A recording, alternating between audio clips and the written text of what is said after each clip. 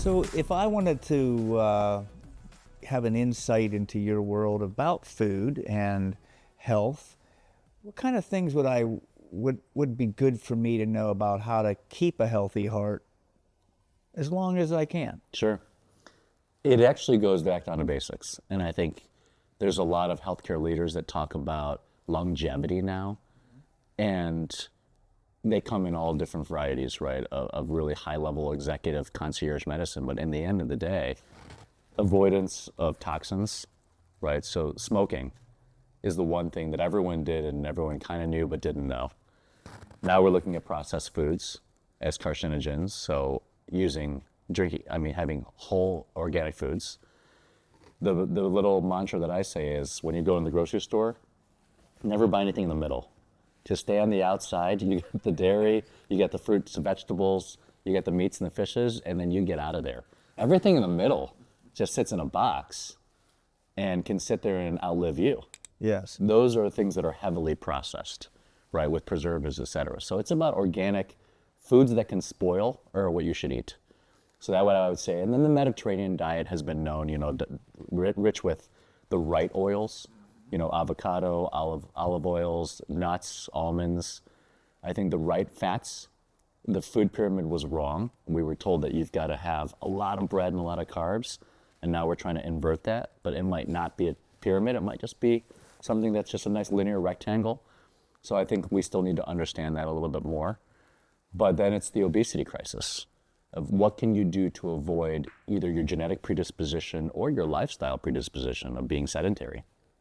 We're living in an era in which 2 out of 3 Americans are overweight, and obesity is going to hit about 60% in the next 5 to 10 years if we don't do something about it. Then you get all these like GLP-1 agonists and all these new wonder drugs that go by Ozempic and Wegovy and tirzepatide, Mounjaro, but those are breakthroughs.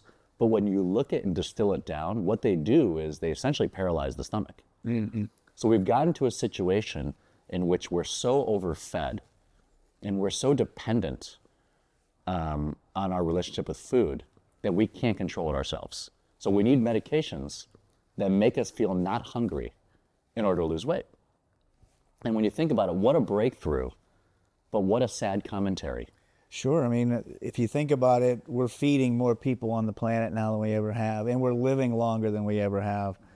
However, there are some reverberations that come along with that, right? Yeah, and we have so much excess when it talks about like caloric excess, and obviously, all of us are probably guilty of throwing food out, probably over-ordering, portion control. Mm-hmm. So I would say whatever we can do to combat obesity will improve cardiometabolic health. So elimination of toxins, the right diet, the right amount of exercise, avoidance of sedentary lifestyle. And then anyone that's seen like blue zones, I would say there has to be something that is healthy about joy and connection. And there are studies that show that. I mean, if you're anxious and depressed, you're going to have a diminished lifespan. So I always say everything in moderation, including moderation. You can drive 35 miles per hour, but every once in a while it's kind of nice to feel 70 or 80. And you live a little bit, and you can't just always drive 35. It should average out to that, where nothing's illegal, but everything in moderation, including moderation as well. For more information on the innovations shaping our world, visit tomorrowsworldtoday.com, check out the Tomorrow's World Today Facebook and Instagram pages, or subscribe to our YouTube channel.